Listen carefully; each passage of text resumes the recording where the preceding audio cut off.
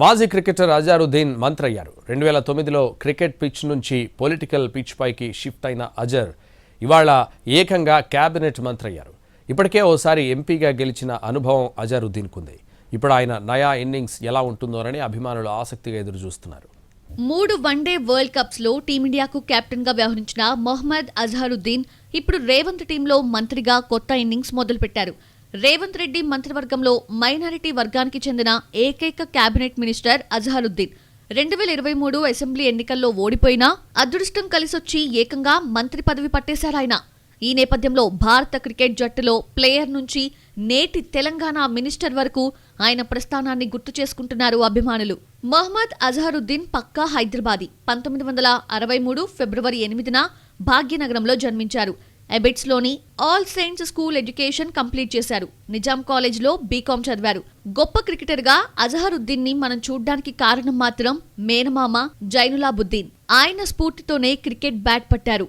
1984లో international క్రికెట్లో అడుగుపెట్టారు. తొలి 3 టెస్టుల్లోనూ సెంచరీస్తో ప్రపంచ క్రికెట్ ఫోకస్ ని ఆకర్షించారు. టీంలో ఎంతమందున్నా అజారుద్దీన్ స్టైలే వేరు. బౌలర్ ఎవరైనా చుక్కలు చూపించేవాడు. 1989లో భారత క్రికెట్ జట్టు కెప్టెన్ గా బాధ్యతలు తీసుకున్నాడు. 16 ఏళ్ల క్రికెట్ కెరియర్లో 99 టెస్టులు, 334 వన్డేలు ఆడారు. 1990, 91, 1995 ఆసియా కప్లలో భారత జట్టు విజయంలో కీలక పాత్ర పోషించారు. అత్యుత్తమ వన్డే బ్యాట్స్మెన్లలో ఒకరిగా పేరుంది. 3 క్రికెట్ ప్రపంచ కప్లలో టీమిండియాకు నాయకత్వం వహించాడు. క్రికెట్ కెరియర్లో మ్యాచ్ ఫిక్సింగ్ ఆరోపణలు ఆయనకు మచ్చగా మారినా అవన్నీ కుట్రలో భాగమని కొట్టిపారేశారు అజారుద్దీన్. రిటైర్మెంట్ తర్వాత రాజకీయాల్లోకొచ్చారు. 2009లో పొలిటికల్ ఇన్నింగ్స్ ప్రారంభించారు మొహమ్మద్ అజారుద్దీన్. 2009 ఫిబ్రవరి 19న కాంగ్రెస్ లో చేరారు. అదే ఏడాది జరిగిన లోక్సభ ఎన్నికల్లో సెంచరీ రేంజ్ లో గెలిచారు. కాంగ్రెస్ తరపున ఉత్తరప్రదేశ్ మురాదాబాద్ లోక్సభ నియోజకవర్గం నుంచి ఎంపీగా విజయం సాధించారు. ఆ తర్వాత 2014లో రాజస్థాన్ టోంక్ నుంచి పోటీ చేసి పరాజయం పాలయ్యారు.